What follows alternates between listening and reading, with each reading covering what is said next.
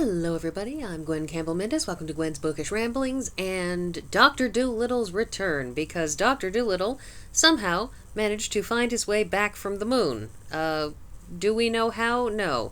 I mean, we do know how, it says in the book, but it's, just a little loony like the rest of this series. As you can see, Dr. Dolittle had grown to about, 15 feet tall by the time he made it back to planet Earth, because that's how the moon works,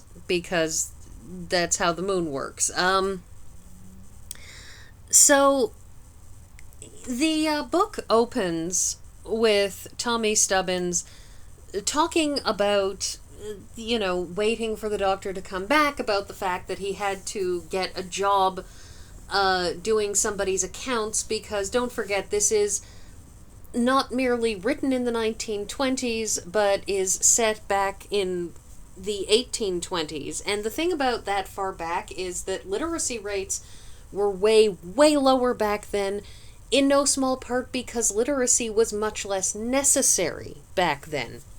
Today, we all need to be literate because you need to be able to go online and use the internet and text and a whole bunch of things that didn't exist back then. And all of those things meant that you didn't actually need to be able to read. And so somebody being able to read and write and do math meant that, you could find a job as just about anybody's secretary because you were actually able to do the thing. Anyway, I will get to the upside down parrot in a moment. I will say I am disappointed with the illustrations in this particular book. They lack a great deal of the interest and intrigue and excitement and a whole bunch of other things of that nature of illustrations from other books in this series, but what can you do? Anyway, so Tommy Stubbins, basically winds up having to handle Dr. Dolittle's household, and Tommy is now mid to late teens, probably. He's 12 in the first book that we see, and it's now been several years, so he's probably 17 years old or so. Anyways, various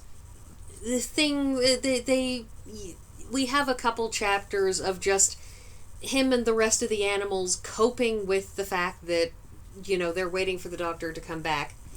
But eventually he does. And this time he does not arrive on Earth. The trip is not taken on a giant moth. The trip is taken on a terrifyingly giant locust. The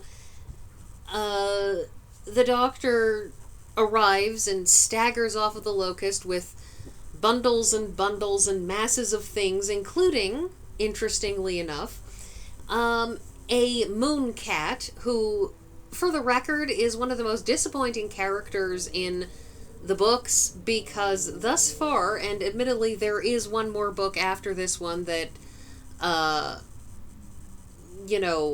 am not discussing in this, but boy is she disappointing in this book. The Dr. Dolittle arrives back, and among his many notes and plant samples and ambitions and who's it and efforts to shrink back down to regular human size, it would appear that he had found an outpost of cats on the moon, and those cats had managed to evolve over time into not needing to eat meat.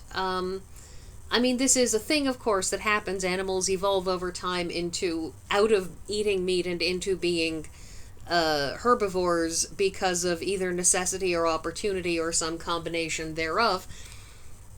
But the moon cat decided that she wanted to leave the moon and explore Earth and see things, and the doctor had apparently said, listen, you can't, be eating birds and tackling mice. If you're going to live with me, then you have to abide by the rules, and she agrees and points out she's been on the moon all this time and has never hunted any birds or any other creatures on the moon because they have rules up there about that kind of thing. That basically nothing is allowed to eat basically you're not allowed to eat anything but the offshoots of plants, and the plants have strictly regulated growth. And it's a very, very complicated and vaguely communist regime. It's very, very cooperative. Anyways, so the the cat shows up and arrives, and the animals are kind of upset because, the birds don't like the idea of a cat because cats eat birds, and the dogs don't like the idea of a cat because they don't like cats, and the other animal, and Gub Gub the pig and the horse, cats are not well liked in these books. Cats are like the one animal in these books that are sort of generally vilified. One begins to suspect Hugh Lofting might not have been a cat person. But anyways, so she sort of noodles around in the background and purrs under a table one time, and that's kind of it. Eventually she manages to get along with some of the other animals, and that's fine, but she doesn't really have a role or have any part in any conversations or do anything really interesting. She just kind of hangs around. As I said, she's very disappointing. So, anyways, when the Doctor and Polynesia and Chi-Chi finally come back from the moon, the first thing that happens is Polynesia shouts up from on top of the giant locust that she's coming down and she's not sure she even can fly in the Earth's atmosphere anymore, and this is Polynesia falling backwards off of the giant insect because Earth's atmosphere and gravity and everything are so different from the moon's that she's just completely lost the hang of flying. Anyway, so they have the Doctor, and he's sick for days, and they have to hide him from all the animals because if they didn't, then there would be a bazillion animals just hanging around.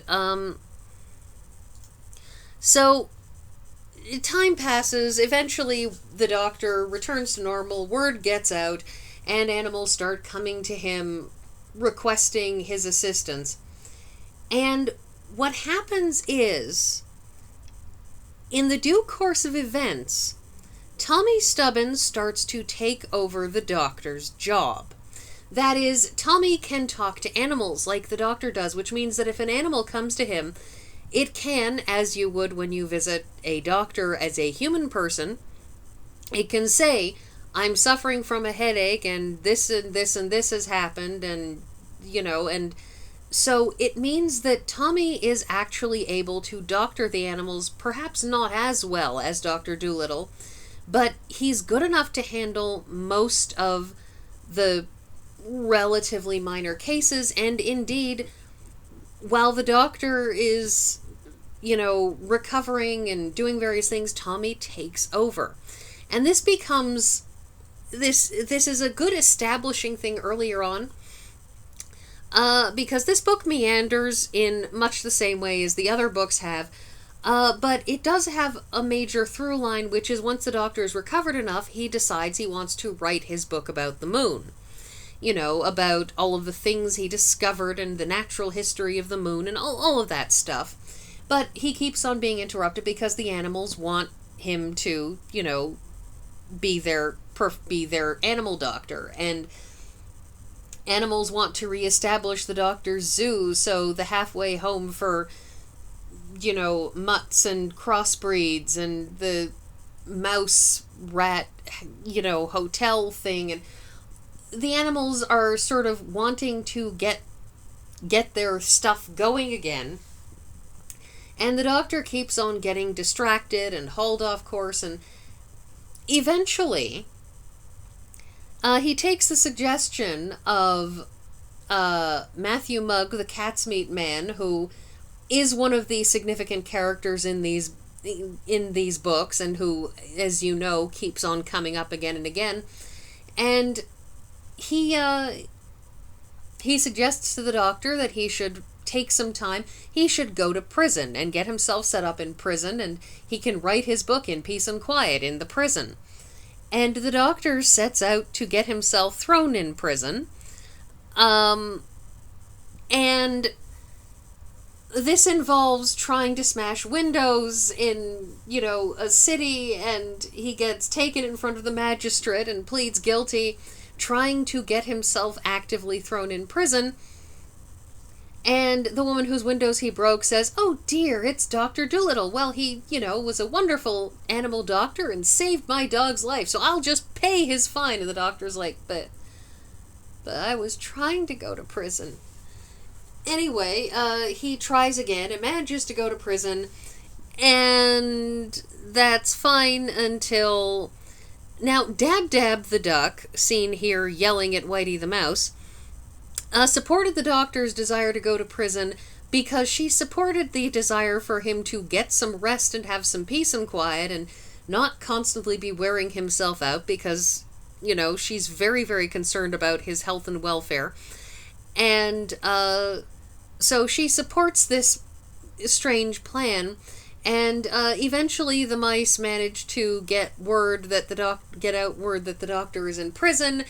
And after the doctor's been in prison for only a couple of weeks, basically all of the rodents in England show up and invade the prison, and they basically pitch the doctor out of prison because they say, "Listen, you have 1,000,001 animals sapping our prison walls and showing up everywhere. We have vermin everywhere in this prison. Get out, because this is clearly your fault." And the doctor's like, "But I didn't ask him to do it. I was enjoying my nice quiet cell where I could write my book in peace." And of course, this is because Whitey told absolutely everybody all about it, and so Dab Dab vociferously yells at him.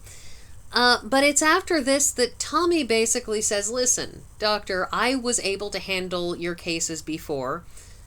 Why don't you just let me handle all of the routine animal doctoring, because I can do this. I can talk to these animals, and you can write your book." And so Tommy winds up taking over a significant portion of the doctor's practice of, caring for animals, of doctoring animals. And it's an interesting progression for Tommy because, of course, when he started out, he was just the 12-year-old boy whose parents were too poor to be able to send him to school. But now he's officially, he's got training in reading and writing and all kinds of natural history stuff, that he's actually exceedingly well educated given his position and the time and a whole bunch of other things. And it's really, really interesting. In its way, there's sort of like a whole story of Tommy Stubbins that could be told, could be explored. I suspect there probably isn't nearly enough fan fiction to cover that because these books are about Dr. Dolittle and not Tommy. But it's nonetheless interesting. This book, however, closes out with the odd and, in its way, concerning statement that the doctor, because Otho Bludge, the man in the moon, had lived for literally millennia, like he had been up there since before the biblical flood, which is, thousands and thousands and thousands of years ago, even if you just assume that the world is only as old as described in the Bible, that's still something like 4,000 years. And Dr. Dolittle has this ambition to figure out how to, create a sort of fountain of youth based on the moon stuff. And it's an odd and vaguely disturbing end to the book, which I don't think is meant to be disturbing, but just the sense of it.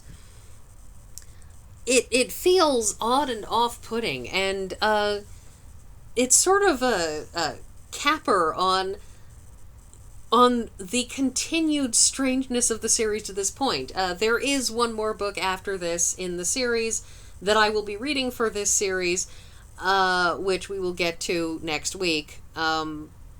But this is